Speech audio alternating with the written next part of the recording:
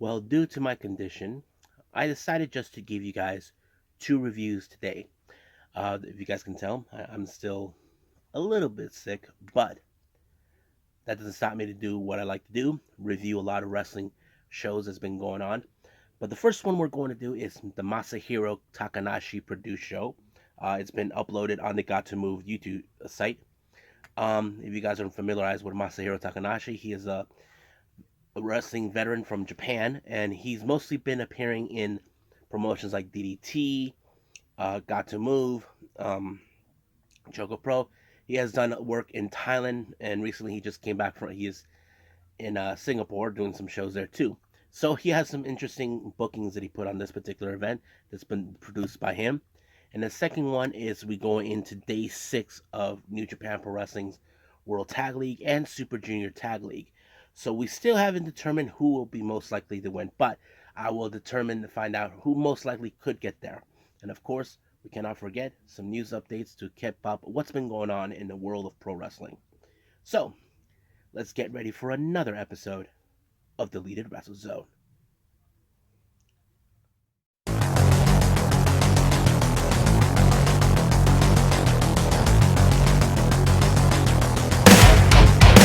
Are you ready? Get up, get up! Get up, get up! Get up, get up! Get up, get up! Get up, get up! Get up, get up!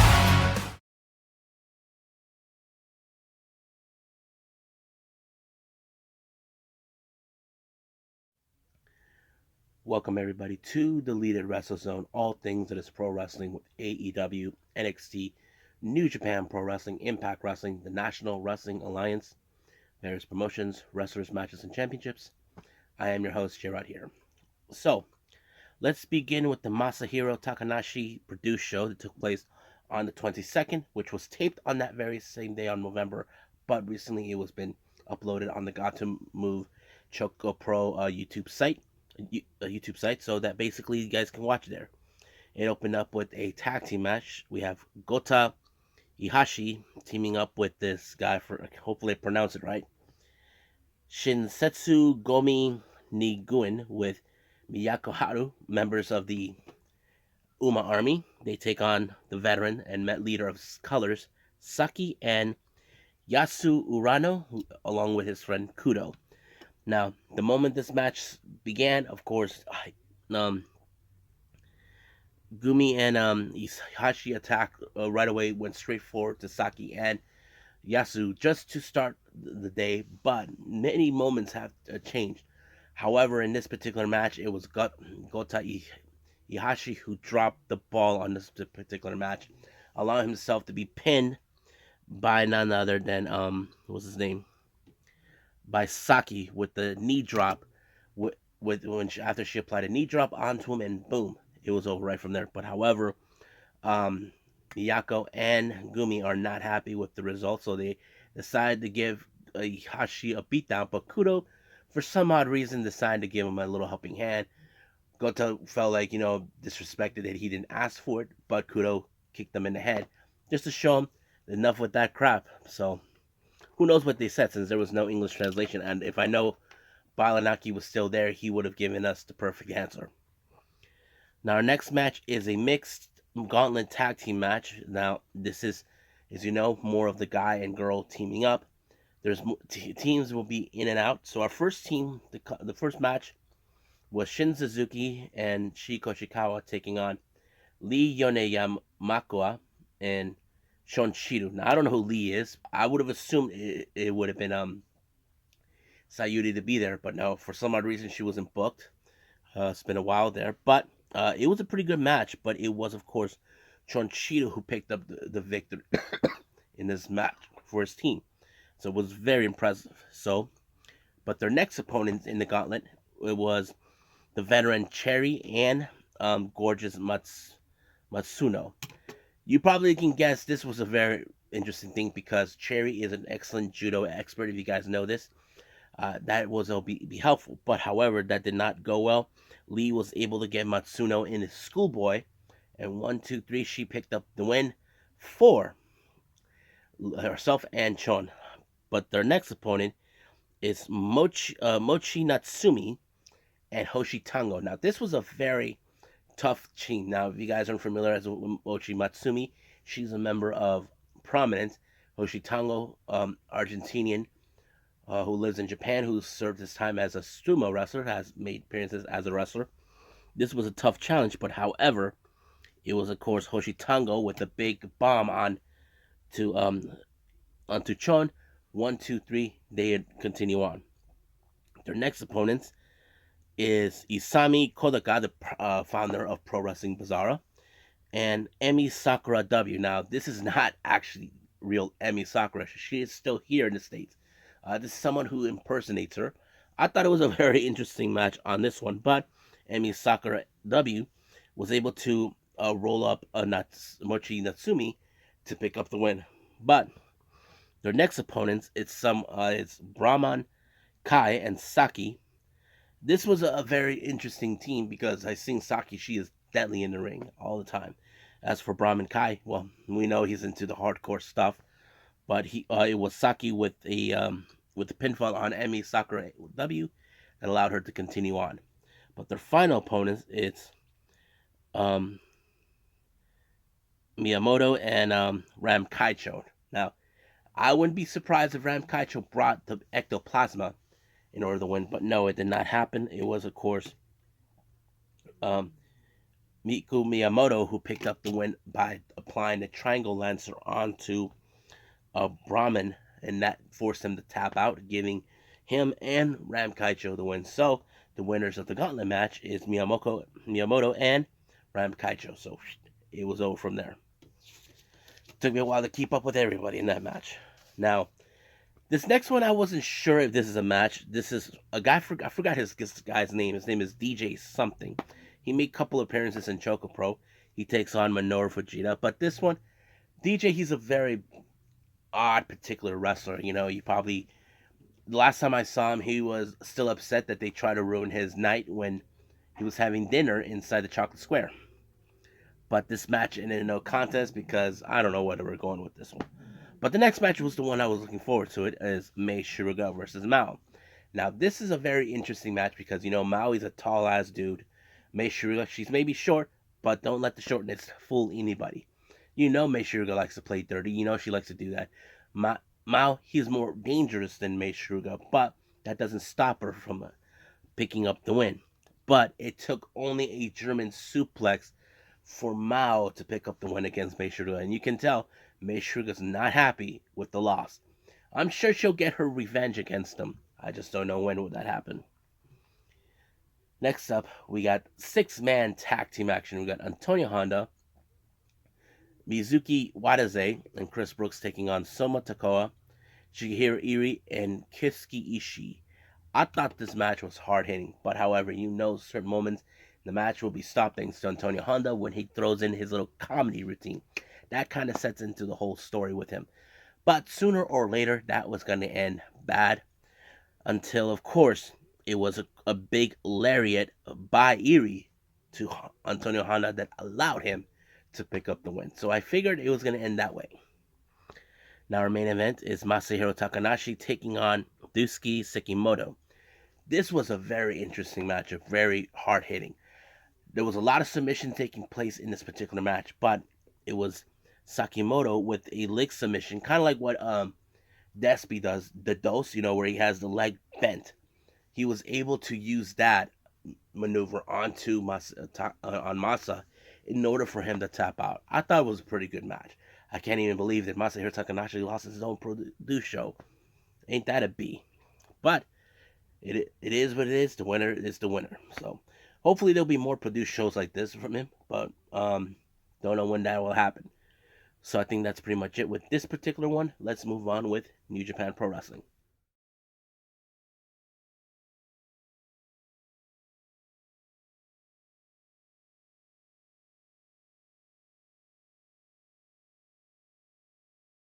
Alright, New Japan Pro Wrestling. This particular show took place on the 20... Excuse me. Took place on the 27th recently. This one has both matches from both the World Tag League and Super Junior Tag League. But, however, they decided one match will be Super Junior Tag League, one match will be World Tag League, and so on and so on and so on. So we're going to go through the whole thing. But I also determined how many points did they have in every match in this one. Now, let's start with, of course, the Super Junior Tag League. We have Kevin Knight along with Kushida taking on LIJ's Titan and Bushi. Now, I want to be fair with everybody. I do see as LIJ one of the most the favorites to win, one of the favorites to possibly win this particular match because, as you know, Titan and Bushi have been very impressive as a tag team since they first met. But I think that kind of sets the whole thing. So it was, of course, El Inmortal by Titan to finish off Kevin Knight, but Bushi was the one that picked up the win. And I thought it was a pretty impressive move. And in this particular match, it has LIJ with 6 points, so that means they have won 3 matches. As for Kevin Knight and Bushi, they only have 1 match. They lost that they only have with 2 points. Now on to World Tag League match. We have Gabriel Kidd and Alex Coughlin taking on the United Empires, Kevin Knight and Aaron Henare. Now I have to say this particular match was impressive because as much as I love what Alex Coughlin can do, I mean the guy knows how to throw. And this match shows that Kidd and Coughlin can try to hang with guys like the United against guys from the United Empire. But it was of course the brain buster onto Kidd that allowed for Khan to pick up the win. So at the points they have, Kidd and Colin only have 0 points, so they haven't won a single match. But as for Khan and Henare, they only have 4 points with 2 wins so far. So I don't know if they'll be able to make it all the way to the end, but only we can guess and see. Now back to Super Junior Tag League, we have House of Torture, Dick Togo and Show versus Il Lindaman and Alex Zane. Now this match was so chaotic because, as you know, House of Torture doesn't play by the rules, or like the kind of people that say F you no matter what. That's the kind of thing. They took out Alex Zane in the platform to ensure to get El Lindaman. But man, El Lindaman was able to hold on long enough for himself to not to give up no matter what. Now they had a House of Torture. I don't know if this was a strategy, but it was of course a pretty good one.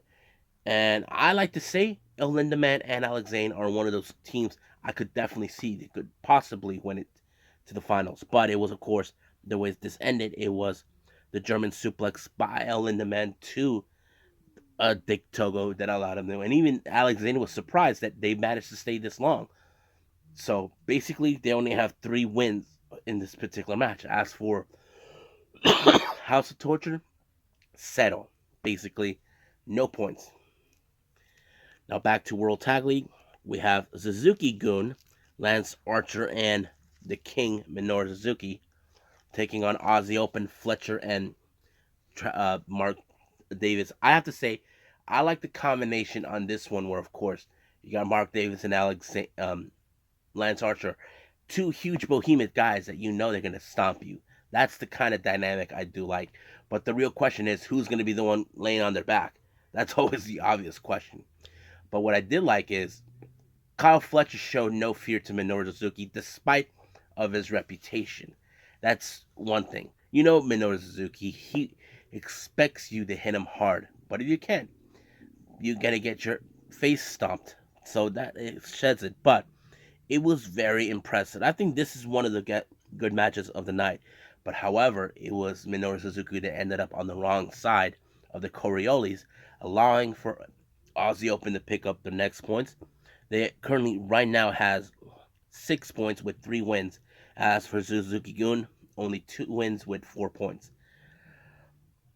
Now, our next match we have for Super Junior Tag League, we have Clark Connors and Roysuke Taguchi versus Bullet Club's Chris Bay and Ace Austin.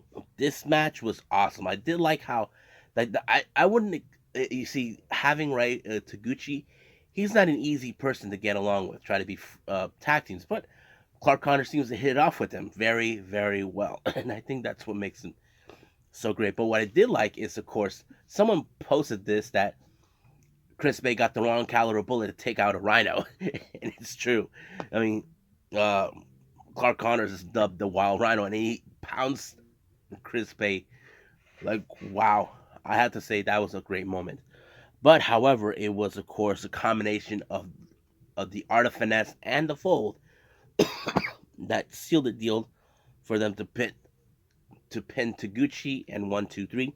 And right now, in this perfect timing, Bullet Club has 8 points in this particular tournament, so they could possibly make it to the end, but only if things don't go wrong. But as for Connors and Taguchi, they only have 2 points with 1 win. So that's pretty good. Not to mention, like I said, 8 points, that's like 4 wins, I think. Yeah, 4 wins they picked up. So, like I said, anything could change as we go. Our next match is back to World Tag League. We got Bullet Club Chase Owens and Balak Fale taking on Bebop Tag Team, which is Toru Yano and Hiroshi Tanahashi. Now, it's no secret that Yano has a bit of history with Chase Owens and Balak Fale on many occasions. But they had to deal with Taguchi himself as well. But one thing that was so fun is that somehow Tanahashi picked up a real bad habits. Now, if Kevin Kelly was present during these shows, he would have said, "My monitor went out." Basically, Tanahashi took a habit from Yano and pinned Fale and with the schoolboy, and boom, it was over right there. I think Owens and Fale were shocked that somehow he picked up that bad habit. It was kind of weird, but it was fun. But they both teams only have 2 points each with 1 win. So I'm not sure if they will make it to the finals, but we'll see where we go from there. Now back to the Junior Tag League, Super Junior Tag League. We got Suzuki Gun's Doki and Yoshinobu Kanemaru taking on Chaos, Lio Rush, and Yo. Now, Rush and Yo are pretty much impressive team of it late, and I think it's pretty amazing that these two teams are getting along great. But one thing it was clear, it was of course the final hour by Lio Rush that finished off what's his name, Doki, giving him the win. So currently, right now, in this particular event, they only had 6 points with 3 wins so far. As for Suzuki Gun, Seto. Now back to World Tag League, we have once again House of Torture, Yujiro and Evil taking on TMDK, Shane Haste and Mikey Nichols. Now, wherever these guys go, Sho and Dick Togo will be close by. They attacked them before the bell even rang, and I was surprised once again that TMDK was able to hold on once again to beat them. I wasn't surprised, but it was the Thunder Valley that put away Yujiro to give TMDK the next points. So currently, right now, they have 4 points with 2 wins so far. House Torture, settle! Now, our final match for the Super Junior Tag League, we have Flying Tigers, Tiger Mask, and Robbie Eagles taking on Catch 2-2. Francesco Cara and TJP. I thought it was a pretty fun match, really interesting. Keep in mind, Robbie Eagles and Tiger Mask were former tag team champions, but they're facing against the current IWGP Junior Heavyweight Tag Team Champions. But I thought it was very impressive. But it was the 2+2 by both Akira and TJP that put away Tiger Mask, giving them their 2 points. They currently have 6 points with 3 wins, and as for Flying Tigers, only 4 points with 2 wins. Now, our final match of the evening for World Tag League, we have LIJ Sonata and, of course, Tetsuya Naito taking on Bushiman, last year's winners, Yoshihashi and Hiroki Goto. Oh my God, this match was great. I thought it was pretty impressive, because Naito, as you know, he's determined to get a spot in Wrestle Kingdom. That's his always objective. But Bushiman are determined to get back in the tag team game, and that's exactly what they're going to do. But it took one moment to separate Naito from Sonata to apply Shoto, giving them the win. And for the point system, they only have 4 points each with 2 wins so far. Now, it's still undetermined how much we're going to go from it. I'm not sure if either team can make it to the finals, but only time will tell till we get closer and closer and closer. So there will be more of these tournaments coming up. But for right now, let's just move on to our next and final thing we're going to do, news updates.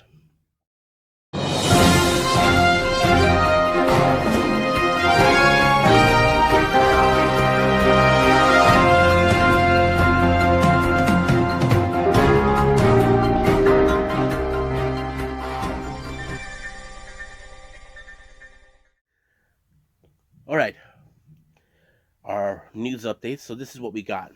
As you know, we have the Iron Survival Challenge.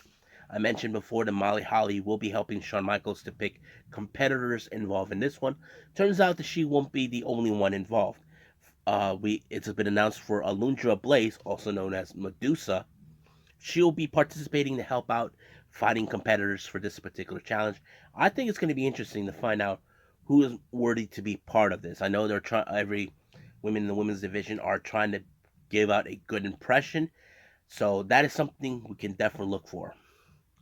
Now, continue on with more on Pro Wrestling Guerrillas Battle of Los Angeles entrants. The next entrant to come in is for number 5 is Commander from Chaos Lucha Libre. Good pick. I have to say it's pretty impressive that he's in it. Now, Warrior Wrestling for their upcoming event on the 17th of December is announced that Kylan King will be facing against Tootie Lynn. That's going to be a banger of a match. Now, Ice Ribbon put something out, and it's been translated on their English channel. Has something to do with one of their factions they have in there. Kismet, Princess Kismet, I think that's the name. No, Kismet Princess. Yes, my bad. This is what they had to say on regarding of that. In order to focus on the wrestling work, Kismet Princess, Nao Ishikawa, Rina Mikura, to be honest, Misa Kagura will be going on a indefinite hiatus from idol-related activities. Their last activity as idols will be put on hold from Princess parties on December 14th. However, even if they're backing out of idol activities, the unit will still continue to in the future as wrestling unit. So basically, they are, as you know, Princess Kismet. They are a unit that acts like an idol group. This is something I learned from, and if you guys are big fans of the Asherman stuff, just letting you guys know what's been going on with them. Now, our final update. This is coming from the Dramatic DDT Twitter page. Announced for the upcoming event on the 29th of December, Shinya Aoki put out a challenge against Chihiro Hashimoto. Now, Hashimoto did say that she will not back down from this challenge. She's looking forward to it, and I think this is going to be interesting. You know, an intergender match that we definitely got to watch. I'm kind of curious, how is Aoki going to do this one? Because if you guys seen Hashimoto, she's a big, strong woman, and that is something you cannot ignore. So hopefully I get to see this one because I'm looking forward to it. And I think that's pretty much it right now for our news updates. So let's just call it a day. Well, I hope everybody enjoys this episode. Coming up, I will be continuing more with New Japan Pro Wrestling. I'm not sure which one they're going to do. Either an entire show of Super Junior Tag League or World Tag League, or possibly both. I'm still undetermined on that yet. However, I will be doing AEW Dark. I'm trying to keep this short as possible for me, not to overwork me, because, I'm still not 100% better. But I'll do the best of my ability as I possibly can. So I think that's pretty much what I have for all of you. So I'll see you guys on the next episode. So I must bid all of you adieu. So goodbye. Mwah. And have a nice day. Bang.